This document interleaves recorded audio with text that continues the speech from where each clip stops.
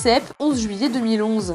C'est dans ce cadre exceptionnel que débute la seconde session de préparation physique et mentale des médaillés d'or de la finale nationale. 44 candidats, 44 champions, issus de différents secteurs de l'économie mondiale. Lycéens, étudiants, salariés, ces jeunes ont tous entre 17 et 23 ans. Un premier stage ici a déjà soudé les membres de cette équipe de France, c'est donc l'heure des retrouvailles. Et ces professionnels des métiers dans le temple du haut niveau sportif ont même leur mascotte, ce fameux lapin crétin. En fait, le lapin crétin, c'était un ancien candidat des Olympiades donc qui a participé à la création des lapins crétins. Donc c'est pour lui faire un clin d'œil qu'on a choisi. C'est votre mascotte, quoi. Voilà, qu'on l'a choisi comme mascotte. Dès le premier jour, l'entraînement commence encadré par Daniel et Raymond Yves. Des exercices dignes des professionnels, objectif, développer leur endurance. C'est une compétition qui va durer 3 jours, donc les candidats doivent être performants, doivent être à l'optimum de leurs possibilités.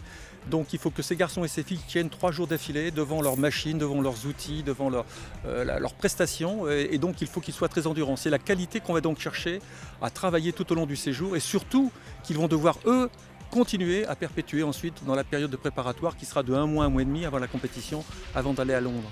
Après 20 minutes d'effort, seuls quelques-uns tiennent encore le rythme, mais les coachs sont satisfaits. Fatigant mais entraînant. Ça nous montre jusqu'où on peut être motivé et ça booste notre mental. Pour les entourer et surtout les soutenir tout au long de la semaine, 3 chefs d'équipe bénévoles d'anciens candidats. Cédric, médaillé d'argent menuiserie en 2005, Angélique, médaillée de bronze coiffure en 2009 et Hervé, médaillé de bronze taille de pierre en 2001.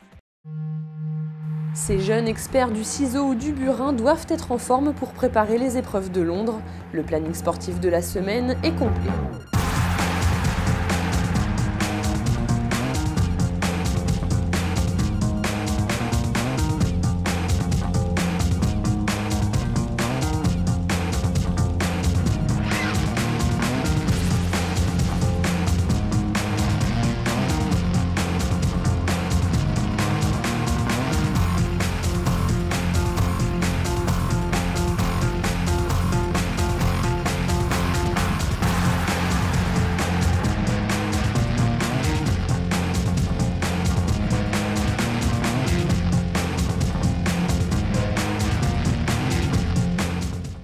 Mais la préparation mentale et la capacité à gérer son stress sont tout aussi importants.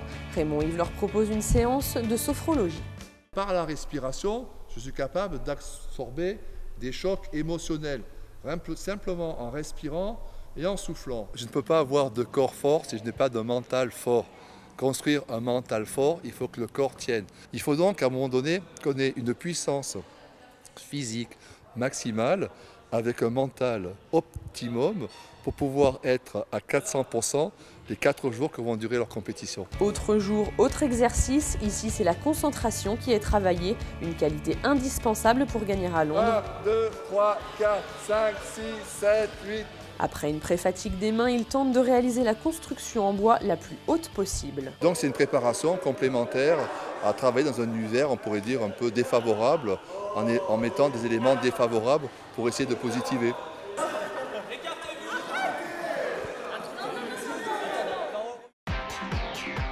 En fin de semaine, le rythme s'accélère, c'est l'arrivée des experts, des professionnels reconnus dans leur domaine.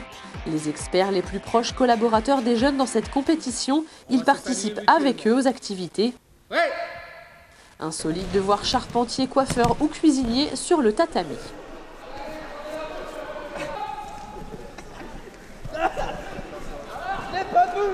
Parce que ça permet de mieux connaître son candidat puis partager des choses ensemble qui sont en dehors aussi du métier. L'objectif c'est de les lier et là pour le coup le judo c'est un sport de contact donc on est vraiment en contact au sens propre du terme.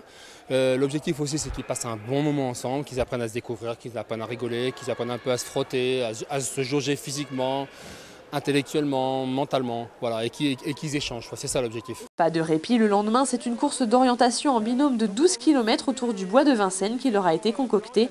Objectif une fois de plus, rapprocher l'expert et son candidat.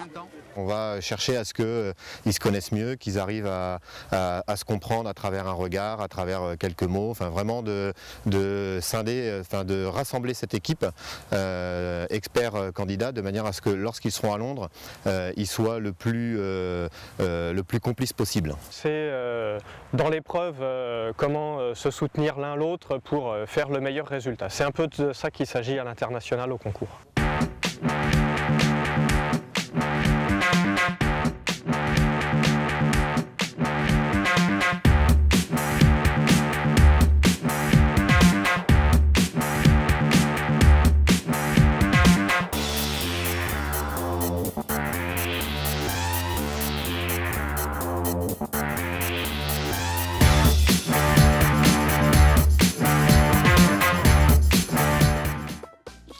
Du sport, mais pas que, le COFOM propose aussi des cours de média training ou comment maîtriser les enjeux des relations presse.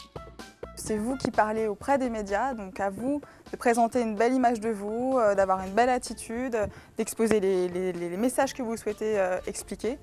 Donc vous êtes vraiment propre détenteur de votre image. Vous imaginez que vous êtes pendant une conférence de presse et il va falloir que vous vous présentiez. Jean-Paul Maillet, journaliste de Canal+, est là pour les coacher.